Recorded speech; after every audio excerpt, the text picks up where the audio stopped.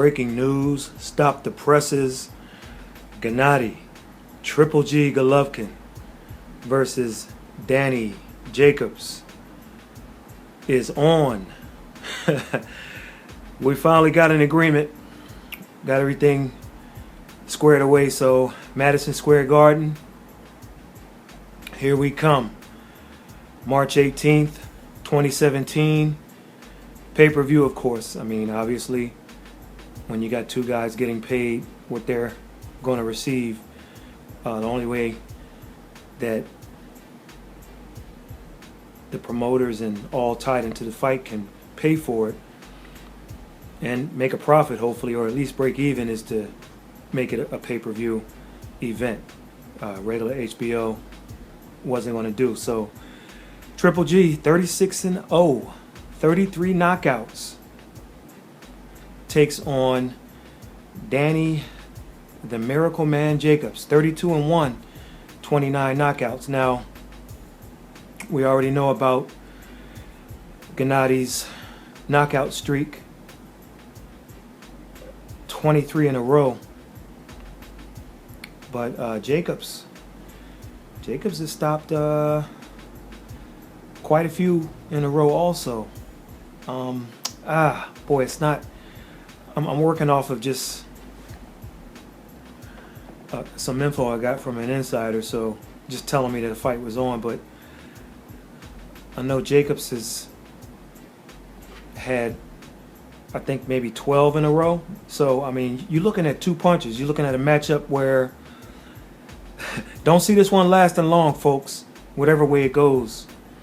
Both knockout guys. So Golovkin will be defending his WBA Super, his IBF, and his WBC middleweight title on the line. Whereas Jacobs has the WBA regular title, which you can call it what it is. But March 18th, MSG, can't wait for those tickets to go on sale, fans. Make sure you get them. This event will sell out. This is Daniel Jacobs' home, New York City. It's Midtown Manhattan, of course. He's from Brooklyn, but it makes no difference. They're going to be in the house to support him. And then your Golovkin fans, whether they be American, whether they be Russian or Kazakhstanians, or people from Kazakhstan, not Kazakhstan people, Kazakhstan, they'll be definitely in the house to support him. So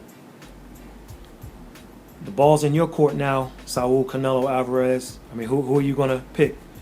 Is it going to be, do you need leverage now to fight the winner of this fight? Does that force your hand to definitely choose Billy Joe Saunders, the WBO champion? I think while Saunders wasn't too eager to bite on a fight with Golovkin, he definitely, I think, would come to the States and take a Saul Canelo Alvarez fight. And assuming that Golovkin and Alvarez wins, that will give Alvarez a little bit of leverage going into the negotiating table. So big news.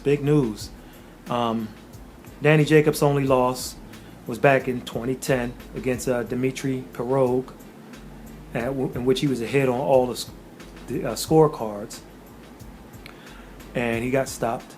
He had his mind on some things. I believe it was his mother or his grandmother at the time. It had passed away shortly before that, but he's won 11 straight since then, and it's only his only loss. He's 32-1, 29 big knockouts.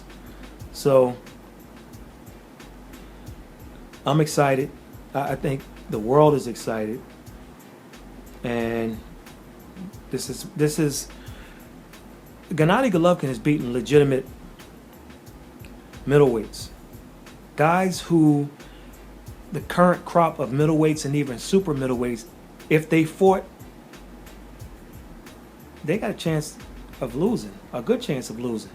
I don't think people understand the history of Matthew Macklin and Daniel Gill and Martin Murray, guys like that. They can fight.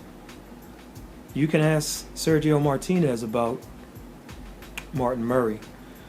And it's just Golovkin has neutralized those guys, and